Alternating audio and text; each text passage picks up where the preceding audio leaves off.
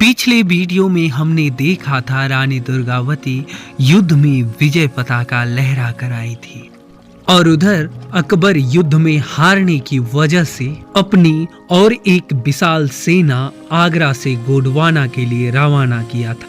नमस्कार साथियों, मैं भगवती केसरी आज आपको रानी दुर्गावती के शौर्य और साहस का परिचय दूंगा। रानी दुर्गावती जब विजय पताका लहरा कर आई थी तब उन्हें यह अंदेशा हो गया था कि अकबर कुछ बड़ा जरूर करेगा। अकबर की एक बड़ी फौज गोंडवाना में दस्तक दे चुकी थी। सेना की संख्या थी 2 लाख। रानी ने शाम की बैठक में एक प्रस्ताव रखा, हम रात को ही आक्रमण कर मुगलों को परास्त कर सकते हैं। लेकिन उनके मंत्री प्राचीन नियमों के हवाला देते हुए बोले, हम हिंदू हैं, यानी सूर्यास्त के बाद हमें युद्ध नहीं करना चाहिए। और यही एक सबसे बड़ी गलती थी जो रानी की युद्ध में हार बनने वाली थी। सुबह होते ही रानी दुर्गावती प्रतिदिन की तरह मां दुर्गा की आराधना करने लगती है और युद्ध के लिए सज होती है। इस बार इनकी सवारी हाथी पर रहती है। देखते ही देखते रानी मुगलिया फौज पर टूट पड़ी, पर रानी ने देखा मुगल 3 तरफ से आक्रमण किए। रानी के एक एक योद्धा 10 मुगलों सैनिक पर भारी पड़ रहे थे और इधर वीर नारायण अपनी मां से कंधा मिलाकर चल रहा था। रानी दुर्गावती मुगलों के बीच वाली सेना पर हाथियों के साथ आक्रमण किया। देखते ही देखते मुगलिया फौज की संख्या कम होती जा रही थी। मुगल घबरा उठे। दोनों ओर की सेना अब थक चुकी थी। मुगल इसका फायदा उठाकर ताजे घुड़सवार सैनिक फिर उतारे।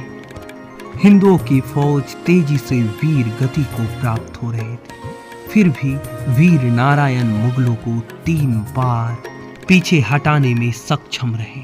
मुगलिया फौज इतनी बड़ी थी, फिर से वह चढ़ते चले आ रहे थे। मुगलों ने वीर नारायण और दुर्गावती को चारों ओर से घेर लिया। अब रानी दुर्गावती इस प्रकार से युद्ध कर रही थी कि उनके सामने कोई भी योद्धा टिक ना पाए। इधर वीर नारायण को तीर लग चुकी थी, फिर भी वह युद्ध कर रहे थे। रानी दुर्गावती धीरे धीरे कर वीर नारायण के समीप गई और उसे रण छोड़ने का आदेश दिया और चौरागढ़ जाने के लिए बोला, पर वीर नारायण हटने को तैयार ही नहीं था। बड़े समझाने के बाद उसके अंगरक्षक वीर नारायण को युद्ध भूमि से बाहर निकालने में कामयाब रहे और रानी दुर्गावती चट्टान की तरह मुगलों का सामना करती रही। देखते ही देखते दोनों ओर के सैनिक अपने शिविर की ओर लौटने लगे थे। दोनों ओर के सैनिक घायल भी हो चुके थे और काफी थक भी चुके थे।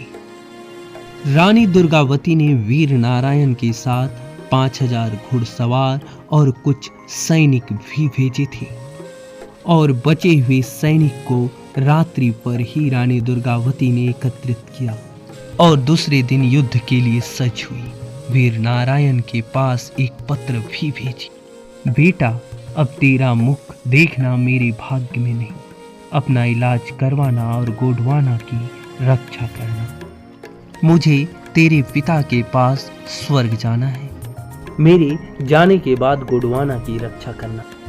अगर सफलता मिले तो अच्छा है, नहीं तो हिंदू महिलाओं को मुगलों के हाथ नहीं आने देना, उन्हें अग्नि देवताओं को सौंप देना।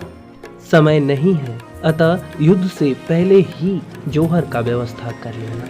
रानी जानती थी कि मुगल उस गढ़ तक अवश्य पहुंचेंगे जहां राज्य की महिला सुरक्षित रखी गई है। मैं भगवती केसरी आपसे विदा लेता हूं। मिलते हैं फिर से अगले एक और नई एपिसोड पर।